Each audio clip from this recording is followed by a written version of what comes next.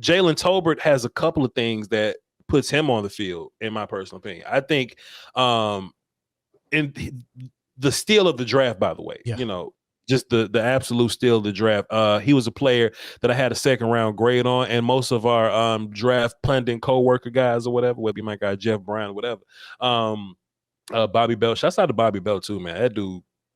That dude gets it done for the collective, you know what I mean? So shouts out to that guy. Shouts out to him. A lot of the shit y'all see, shouts out to him. Big shout out to Bobby Bell, man. But Tolbert, like that dude, like Gallup being hurt, right? All Tolbert really got to do is come in and be better than Semi. All he got to do is come in and just be better than Semi, and you have a spot to kind of play around with. Starting off is definitely going to be CD, of course, and James Washington. I encourage everybody, because there's still some Cowboy fans saying this goofy stuff. Watch James Washington when Ben Roethlisberger was good. Ben Roethlisberger had a bad year, then he got hurt, and then Mason Rudolph played, and then you saw this decline of every receiver playing there. Watch James Washington when he was with Ben Roethlisberger, when Ben Roethlisberger was having fantasy. Now, Will, you just can't say he's a cannon because everybody don't understand PA's. Like, my bad. He's a good player. He's a good player. I don't even. He a good player, y'all. He is a cannon though, because I just happen to understand you slang. I listen to a lot of East Coast rap music, so I know what you're saying. But I don't think James Washington is just going to let his job be taken. And I think even when Gallup comes back, I think we're going to see a lot of James Washington. I don't think this is a situation where, Noah Brown comes on sometimes and makes catches, or what's our guy? Malik Wilson. Turner, he ain't even in him. Yeah. Malik Turner, he gone. So, but he'll come up one day and have like 3 catches or something like that.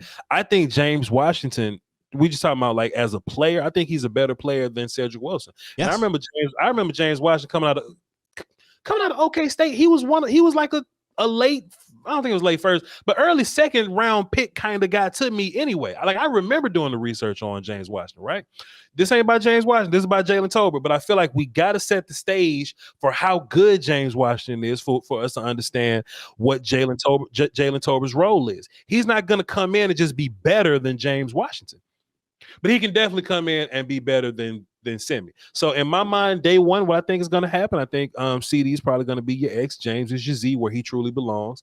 And Jalen Tolbert will probably be slot for you. And luckily for us, Jalen Tolbert plays slot in college, and the best part about Jalen Tolbert playing slot in college is that he's a big ass slot in college, so we can win some like physicality matchups on the inside, maybe. So but I'm a big fan of Tolbert, and he's going to have the whole camp and the whole preseason to kind of do his thing.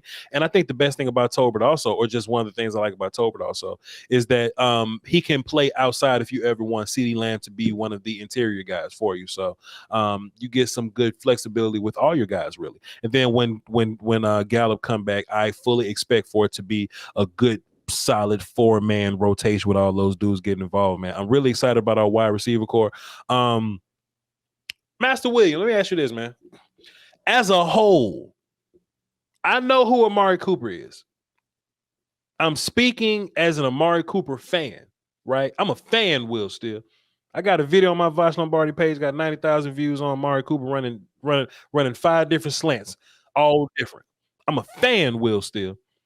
Compare this wide receiver core, the whole group, this wide receiver core to last year's group. I would love to hear your thoughts on that.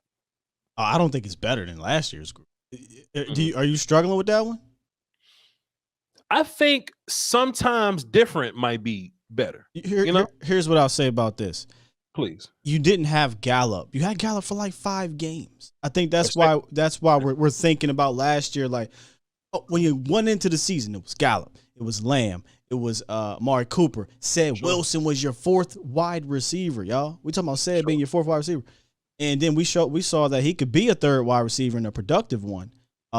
So maybe the question is, do you want to compare it to the Gallup list group that has said yeah. That's fair because most of last year Gallup wasn't there. So I think that's fair to say. And Gallup will be back in October, so I think it's fair to say that we'll have Gallup this year.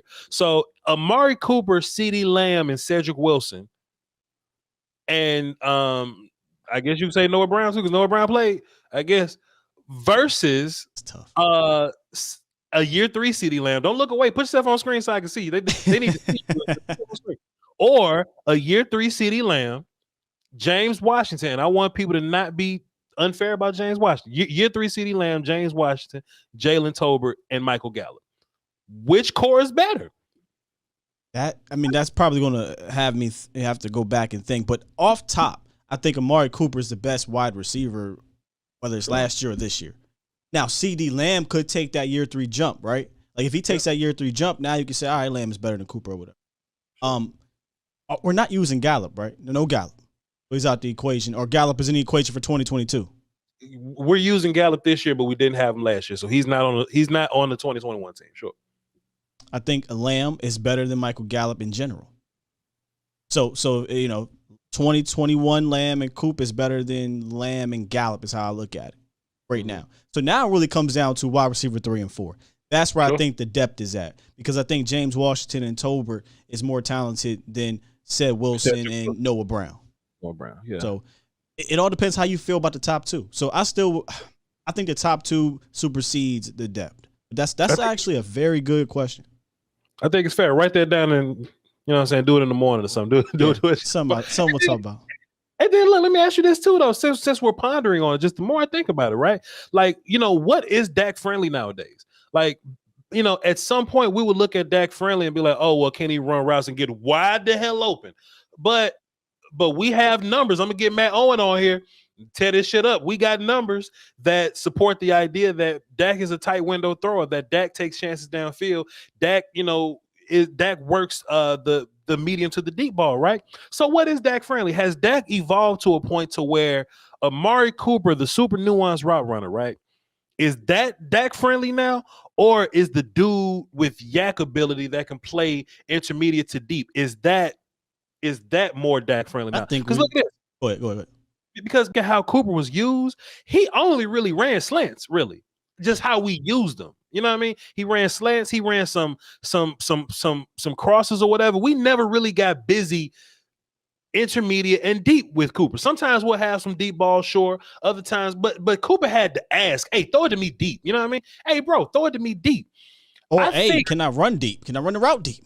For sure. I think there's something to him being comfortable getting like Lamb was your leading receiver with Cooper there. I think it's something to getting Lamb the ball. It's something to a deep ball to Gallup that Dak is comfortable with. I think that deep ball to James Washington will be something that Dak is going to be comfortable with. How Jalen Tolbert tears up the intermediate routes. We saw that on the film that we pulled up because we gonna win an Emmy on this damn YouTube shit. But and chat, just y'all can just talk about this in the chat. Also, I would love to just see it. What is Dak-friendly now? And is backwards. Is this group more Dak-friendly than last year? Go ahead. I would love to. Dak-friendly ain't got shit to do with the receivers no more. Okay. Nothing to do with it. And I think that was proven last year. I think you had Jerry Jones open his mouth and use the term Dak-friendly because he used it with Romo.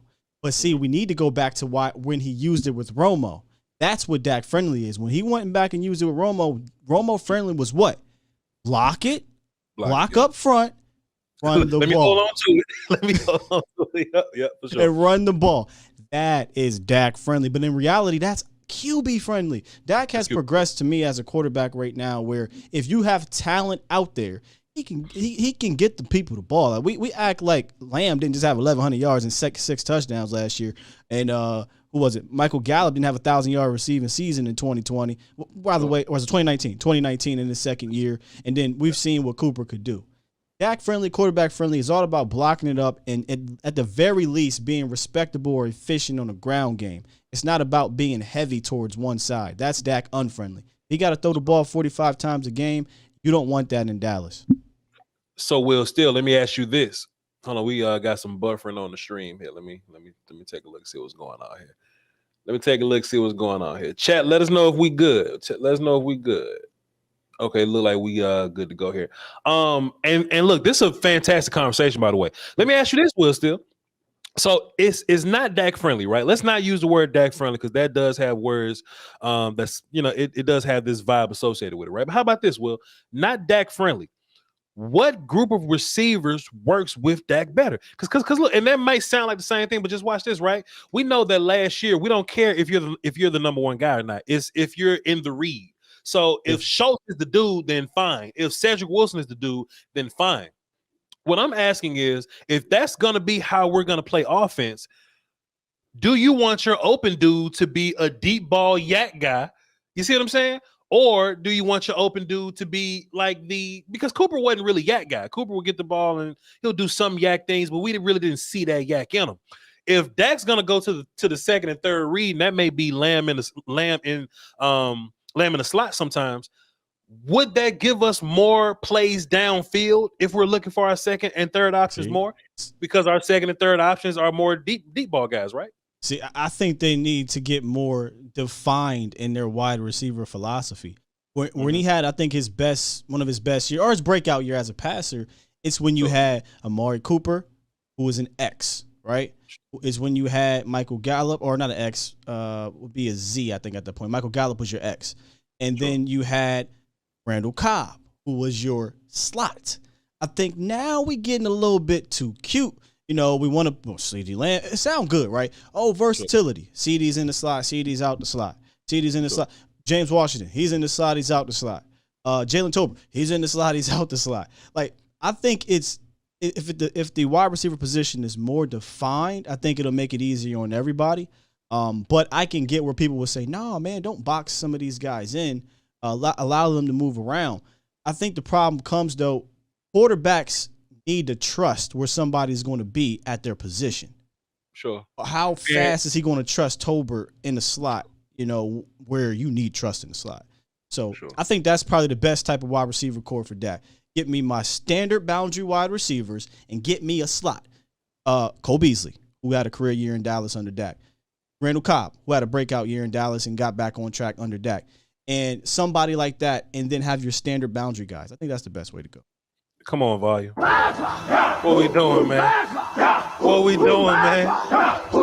Content Kings, man. Twan had a fantastic comment in the chat box. He says, I don't know, really, Dak-friendly changes every year. Yep. Dak changes every year.